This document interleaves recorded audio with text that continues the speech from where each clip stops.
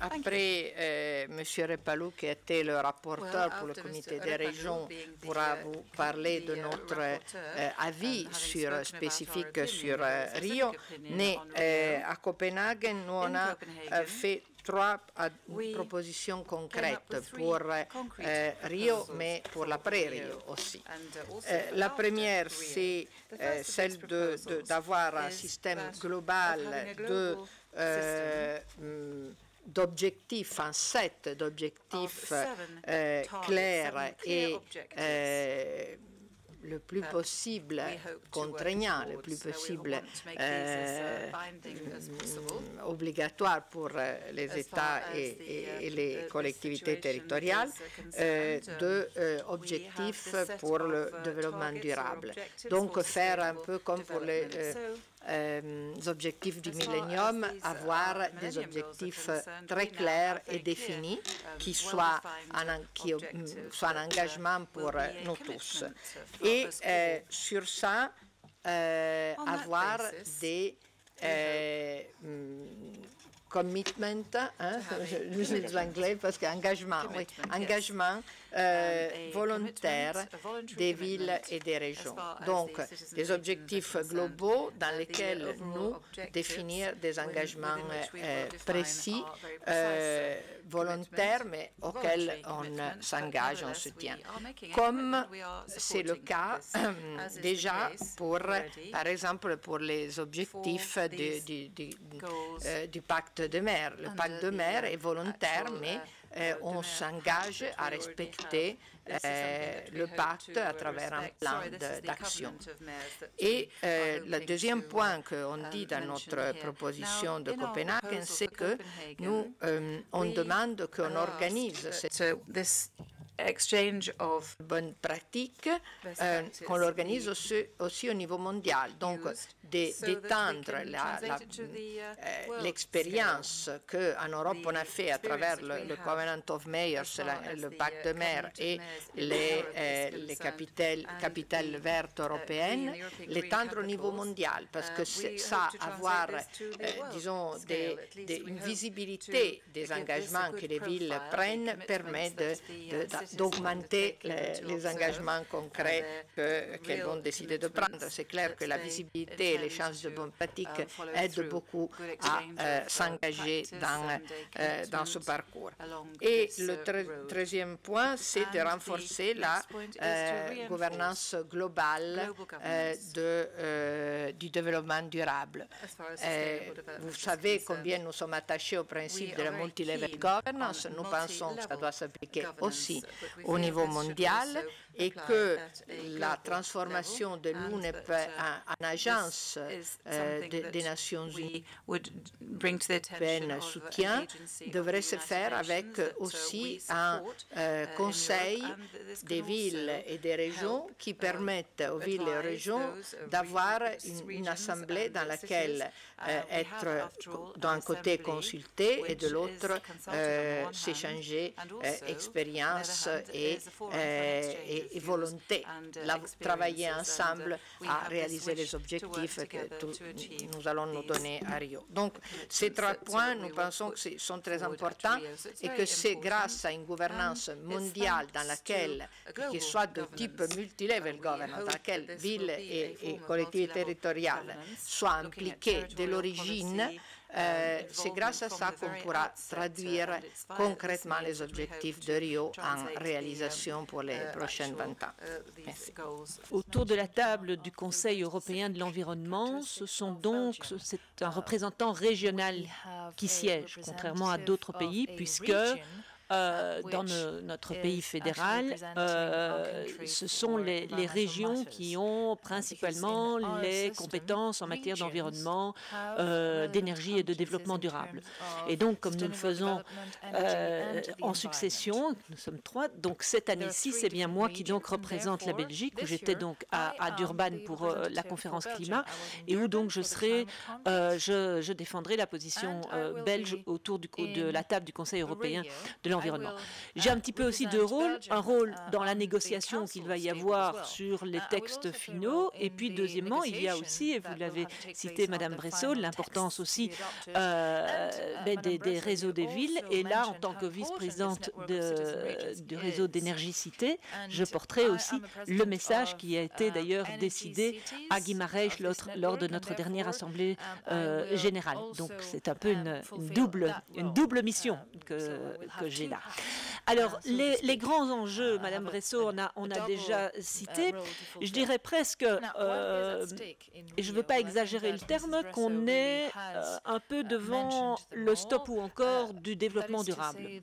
Après 20 ans donc, de cette politique, de ce concept qu'il a fallu quand même faire accepter ou bien faire comprendre, depuis plusieurs années où il y a une plus grande conscientisation, où on a aussi beaucoup plus d'urgence et tant sociale qu'économique qu'environnementale, que nous avons vu l'importance de plus en plus grande de certains pays émergents, que le concept d'énergie verte est né. Tout cela a fait que beaucoup de choses ont changé depuis Rio il y a 20 ans. Cela signifie qu'aujourd'hui, on ne peut plus être cantonné dans une déclaration d'intention. Et donc, il faudra des résultats, des objectifs et des agendas et un calendrier clair. Certains vous diront sur place, et je ne doute pas que nous aurons cette discussion, que les questions de financement seront très certainement aussi abordées. Alors, je dirais dans les quatre grandes priorités, et ce qui sera défendu en tout cas par la Belgique, c'est dans le cadre des 3 piliers du développement durable, très certainement souligner l'importance aussi du pilier social. Du pilier social, aujourd'hui, c'est peut-être dommage, on parle moins de crise environnementale, on parle plus de crise économique, et certainement aussi ici en Europe. Le pilier social, nous devons véritablement démontrer que la question de l'emploi des jeunes, que la question de l'énergie pour tous, que la question de l'alimentation sont des points qui devront vraiment être soulignés également à Rio, et je pense que du côté des pays du Sud, ce sera aussi une des priorités. Deuxièmement, l'économie verte, grand sujet qui sera débattu et qui fera certainement discussion entre les pays du Nord et du Sud, avec l'idée que cette économie verte doit être un outil pour arriver au développement durable, mais qu'il ne remplace pas le développement durable. Et donc, toute la discussion sur la transition économique, et là, je porterai aussi des expériences très concrètes que nous réalisons dans nos régions, comme les alliances emploi-environnement sur la construction durable, où nous avons déjà des résultats concrets ici en région bruxelloise. Troisième point, et là, je suis assez contente de voir qu'en très peu d'années, nous avons pu imposer cette thématique, c'est la question des villes durables. Il y a 3 ou 4 ans, on ne parlait pas, ou très peu dans les conférences internationales, et j'y suis depuis 2004, de l'importance des villes. Et donc de l'importance des villes et de l'importance des autorités locales, des gouvernances locales et de la question du développement durable urbain. Parce qu'on sait, les défis dans les années qui viennent seront dans les villes et les réponses seront aussi dans les villes. Donc, ce troisième thème.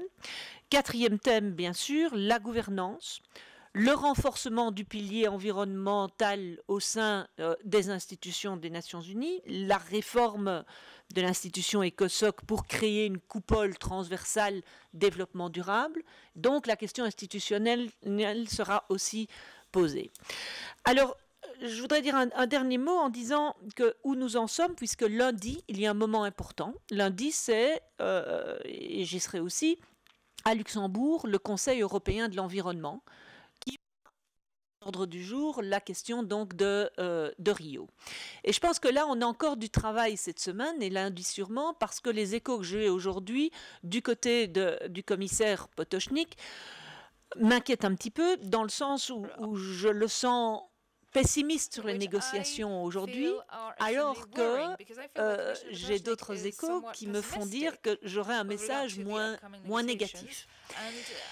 Moins négatif parce que nous sentons, en tout cas des experts que nous avons, qu'il y a le partage sur une vision commune du développement durable qui évolue, qu'il y a la volonté d'un nouvel engagement politique, qu'il y a un compromis qui émerge sur le principe de la gouvernance, sur les objectifs aussi du développement durable. Donc, bien sûr, il reste encore des obstacles à franchir, il restera des discussions à Rio, mais aujourd'hui, je serais plus trop focalisé sur les 5 thèmes qu'ils ont déterminés, qui sont donc l'eau, l'écosystème, les océans, l'énergie et les déchets. Et donc lundi sera un moment important, je crois, pour essayer du côté des pays européens autour de la table de redonner peut-être au commissaire une raison d'espérer un résultat positif à Rio. In fact, I took part of the first UN meeting that was in Stockholm, 1972 also, so we can figure out how old I am. And that, let me start only with that. 50 years ago, this year, 50 years ago, Rachel Carson wrote a book about the Silent Spring. That influenced a lot about the first UN conference that was in Stockholm 72. Silencieux, c'était what are we going to do with the pesticides and herbicides that are killing all the birds? That conference didn't have so much impact on the world because we had a lot of wars going on at that time.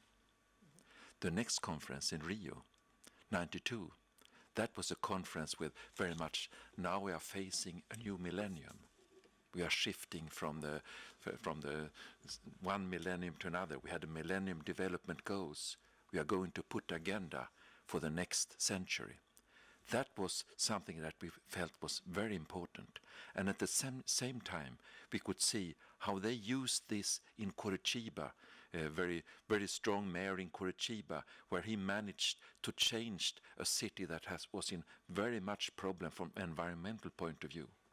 The same, I met the mayor of Belo Horizonte at that time also, and he showed how he worked with the shanted villages, tried to change these from environmental point of view, social point of view, and economical point of view. At that time, in my city of Malmö, we had great problems. Sweden had about the same financial problems as Greece has today. And what to do when all the industrial path was closed for us, because at that time, you know, the Berlin Wall was taken away and very heavy competition from the industry from the eastern part of Europe. And then the UN conference in Rio, that get a lot of inspired us and inspired the young people how to change a city with the Agenda 21, where we had a very strong involvement from young people, from NGOs, and that was, how are we going to build the new parts of our cities?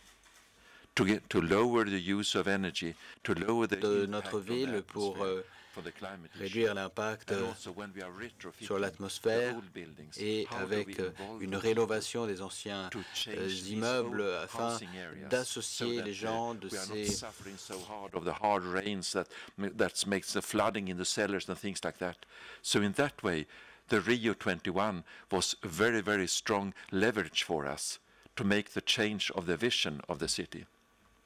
Of course, now some years has passed, and we can say that we need this new Rio conference, because now we are talking about also creating the green jobs. We have been working with clean technology and like that, but we are part of a much bigger community. You know, it's not only about Europe; it's about what's happening in the other parts of the world, and that means that the cities in Europe, like the Covenant of Mayors that President Bresso talked about, we can be a part that are inspiring other mayors in other parts of the world to put up goals for our own cities. How can we act? Benchmark with each other to see that we are measuring the emissions and things like that in the same way like we make up when we had the Mexico City meeting some years ago. That we feel is very important, and that combined with a multi-level governance so that the cities, the local and regional level works together with a national level, works together with a European level, and also in that way can put together on the UN level, like President Bresso said also, to see that we can have an agency or a standing committee on the UN level where we can put these together, because we believe when we are working like that, then we can make the difference. So from our point of view, we think that we can get inspiration from each other, we can learn from each other, and we can learn from the mistakes that we've been made in the years past. So we are looking forward to have this exchange of ideas and see if we can have the Covenant of Mayors in Europe to be broadened to be a Covenant of Mayors on the global level, of course. Thank you. Bien, merci. Très heureux d'être parmi vous aujourd'hui. Je pense que, de fait, les objectifs de Rio+20 étaient extrêmement nombreux. Et je voudrais peut-être, au niveau de la région wallonne, montrer comment un des objectifs, notamment l'objectif déchets, a été pris en compte après le premier sommet de Rio. En fait, la région wallonne on l'appelle aujourd'hui la Wallonie, a lancé un plan wallon des déchets dès 1998, après y avoir réfléchi pendant plusieurs années après Rio 92. Ce plan avait comme objectif une réduction des déchets à la base, une sensibilisation de l'opinion publique à la non-production de déchets, à un recyclage important, et donc toute une série d'actions ont été entreprises. J'en citais quelques-unes pour être très concret. L'ensemble de la Wallonie est aujourd'hui doté de parcs à conteneurs qui, dans chaque commune, au moins un parc, rassemble les déchets qui peuvent être recyclés et qui partent dans les filières de recyclage. Nous sommes une des régions qui recyclons le plus de déchets parce que tout simplement ils sont triés par les habitants qui viennent les déposer dans ces parcs en les sélectionnant, que ce soit les papiers, les encombrants, les déchets verts, les déchets électriques, tout cela est recyclé. Il y a par ailleurs dans chacune des communes des collectes sélectives qui sont organisées en matière de déchets plastiques qui sont également recyclés. On les retrouve dans des panneaux autoroutiers qui reprennent le bruit sur les autoroutes. Donc toute une série d'actions ont été entreprises par ce plan wallon des déchets. On a donc réduit fortement la production de déchets et on a aussi sensibilisé le citoyen à utiliser une série de ces déchets, tout simplement, par un compostage à l'intérieur même des régions rurales notamment. Ce plan wallon des déchets a donc produit des effets importants au niveau de la région et aujourd'hui il est réactualisé. On est en train d'étudier la manière dont il a été exécuté depuis 1998 et comment il peut se profiler pour 2020. Je pense donc que ça passe à la fois pour une sensibilisation très forte des municipalités qui sont, entre guillemets, récompensées dès le moment où elles se situent en dessous d'un certain seuil de production de déchets, pour les habitants également, puisque pas mal de communes, aujourd'hui, ont pris une taxation aux déchets, simplement au kilo de déchets produits. Et donc nous avons quitté la notion de déchets qui étaient forfaitairement taxés pour en arriver à des déchets qui sont aujourd'hui, qui coûtent lorsqu'on les produit. Et donc c'est une sensibilisation importante de la population. Voilà une manière, en tous les cas, dont nous avons concrétiser une des actions voulues par Rio+20. Un deuxième élément qui est plus global, c'est que depuis maintenant 6 ans, la Wallonie a organisé une concentration de ses moyens financiers sur quelques grands objectifs qui se situent dans ce qu'on appelle un plan Marshall.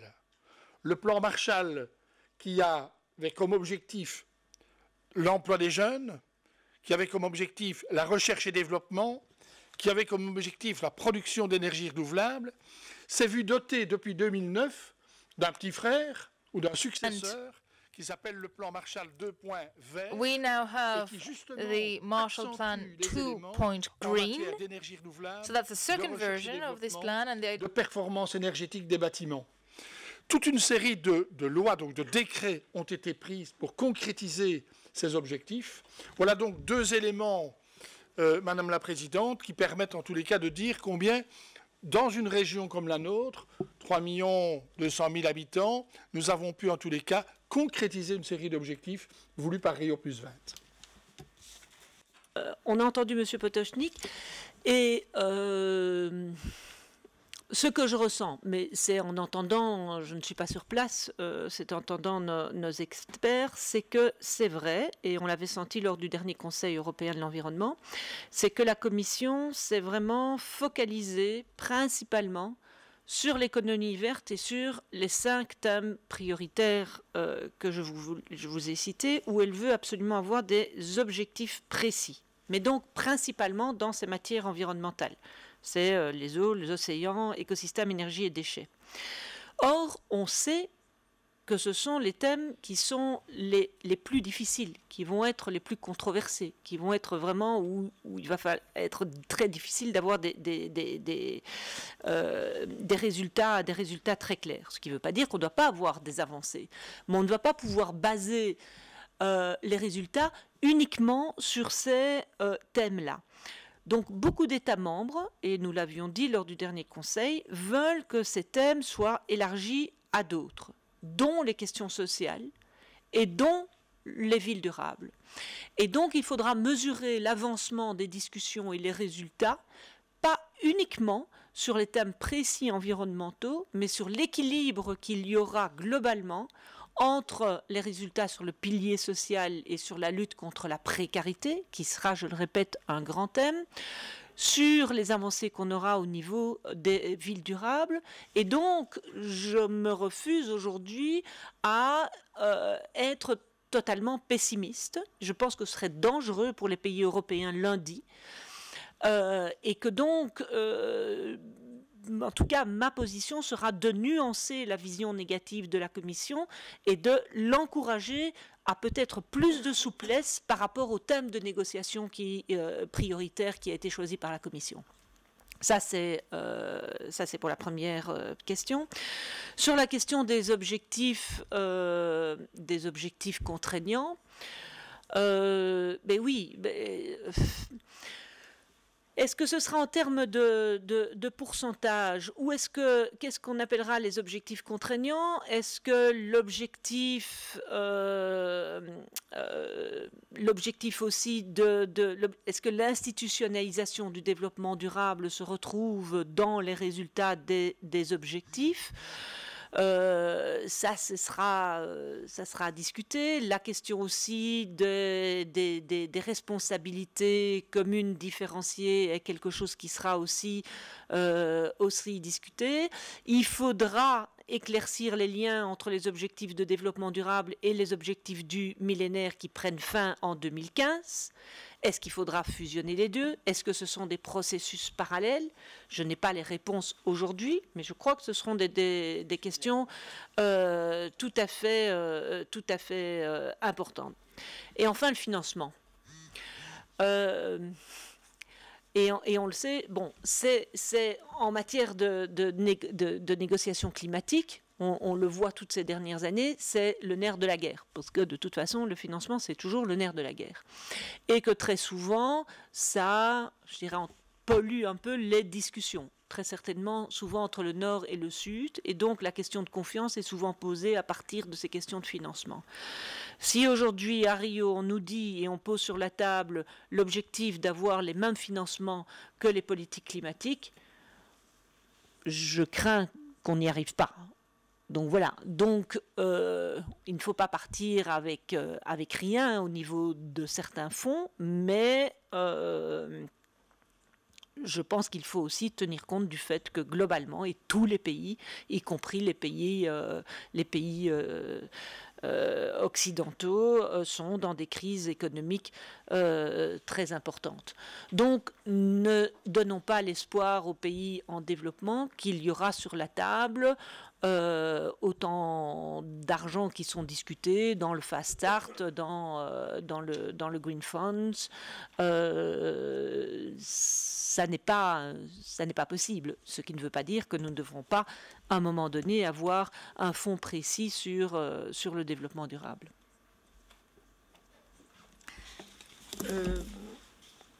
Aussi quelques réponses. Premier point, je crois que ce qui pourrait changer beaucoup la donne, c'est le fait que cette fois l'Union européenne arrive à parler d'une seule voix. Et ça, c'est un objectif qu'on devrait avoir déjà atteint. C'est très important parce que c'est quand même un des moteurs du processus depuis toujours, l'Union européenne. La deuxième considération, c'est effectivement, ce serait important, et c'est sur l'assiette, on ne sait pas si ce sera décidé, mais de fusionner les objectifs du millénium avec ceux du développement durable, parce que comment peut-on penser le développement des pays plus pauvres, l'éradication de la pauvreté d'une façon non durable. Et donc, les deux choses doivent, en quelque mesure, être dans un set d'objectifs communs. Ça, ce serait une autre chose très importante, éclaircir le parcours de développement et qu'on est disponible à financer des politiques de développement pourvu que ce soit des politiques de développement durable. Les grands pays, c'est vrai que probablement les grands pays ne voudront pas accepter des objectifs contraignants, mais disons, il y a une possibilité que nous proposons aussi un peu comme un modèle. Le modèle du pacte de mer, c'est un modèle dans lequel on n'est pas obligé de signer, mais si on signe, on s'engage à respecter les objectifs. Et donc ça pourrait être une formule acceptable aussi pour des grands pays qui se rendent bien compte qu'ils devront aller dans cette direction. Sur le financement, c'est clair que si on fusionne objectif du millénium, objectif du développement durable, on peut aussi peut-être réduire l'exigence de fonds pour tout. Mais il ne faut pas oublier que beaucoup des politiques durables, des politiques de green, maintenant peuvent s'autofinancer. Et donc que ce qu'on doit aussi discuter à Rio, c'est qu'on ne doit pas imaginer que l'environnement, c'est seulement une contrainte. L'environnement est aussi une grande possibilité. La green economy est une grande possibilité. Et les pays qui arriveront premiers seront des pays qui auront des avancements importants. Donc là aussi, il faut peut-être changer un peu le point de vue. C'est des engagements qu'on prend volontairement, mais après on s'y engage sérieusement. Prenons de l'origine, on board les villes et les régions, parce que c'est à ce niveau-là que concrètement on peut aussi obtenir des résultats positifs pour l'économie, créer des jobs, créer des opportunités, améliorer la qualité de la vie. Donc au niveau local et régional, ce n'est pas toujours un coût, c'est très souvent une opportunité. Donc là aussi, nous pensons avoir des choses à dire et je crois que la différence entre Rio 92 et Rio 92 et Rio 2012, c'est le fait que l'environnement et le développement durable sont devenus aussi des opportunités, ne sont plus seulement vécus comme des contraintes. Merci. On a vu combien la voix de l'Union européenne avait de l'importance lors des négociations de la conférence des parties à Durban. Si l'Union européenne n'avait pas été là, Durban n'aurait abouti à aucune conclusion. C'est Mme Hedegaard qui est parvenue à imposer des points de vue, même s'ils étaient extrêmement limités, à des grands pays comme la Chine, l'Inde, qui étaient extrêmement réticentes à s'engager, même sur des éléments très petits. Et deuxième élément, je pense qu'il y a au niveau de l'ensemble du monde aujourd'hui, des initiatives qui sont prises par les autorités locales et régionales qui vont bien au-delà de ce que les grands États admettent comme objectif. Nous avons rencontré le pacte des maires au niveau de l'Europe, nous avons rencontré l'Union des maires américains, notamment des maires californiens, qui vont bien au-delà de ce que les États-Unis admettent comme objectif. Nous avons vu que au Canada, il y avait également toute une série d'initiatives qui étaient prises, et également en Amérique centrale, comme au Mexique par exemple, où on voit que des villes se lancent au-delà des perspectives des grands États. Et donc je pense qu'on est en train de réinventer vraisemblablement un nouveau mode de fonctionnement qui s'occupe davantage du citoyen, qui s'occupe davantage des autorités locales et régionales pour réaliser des objectifs qui touchent finalement le citoyen dans son plus profond.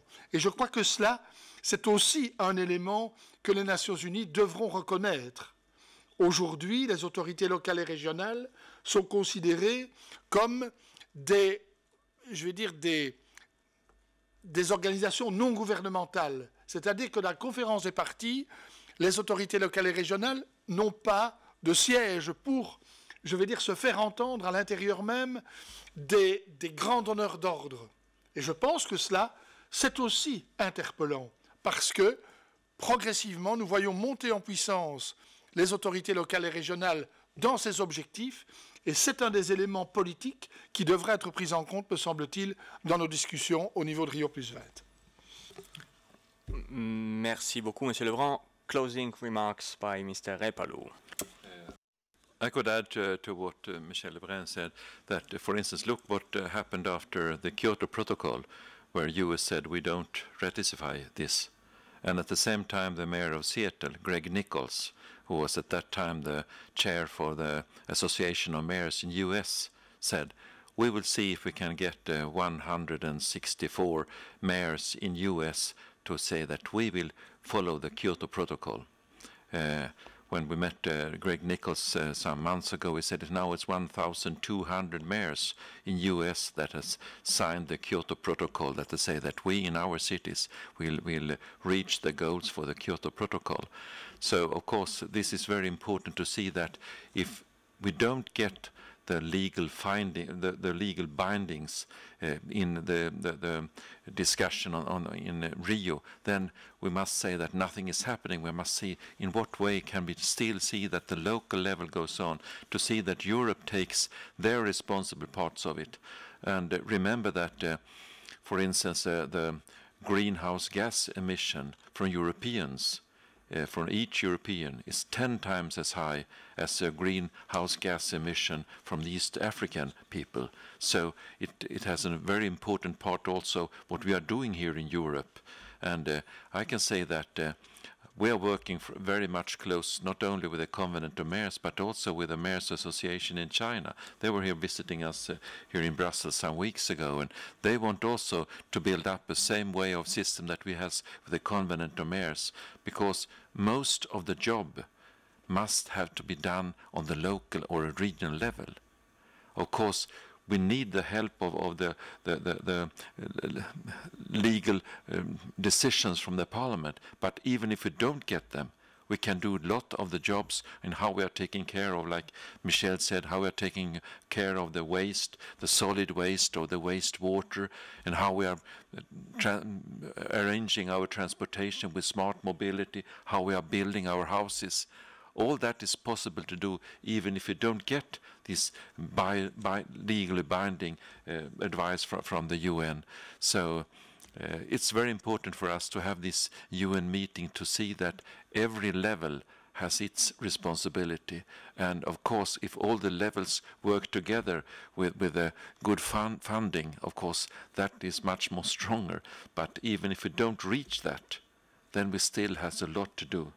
So we think that the local level and the Committee of the Regions can play a very important role in the conference in the Rio+20.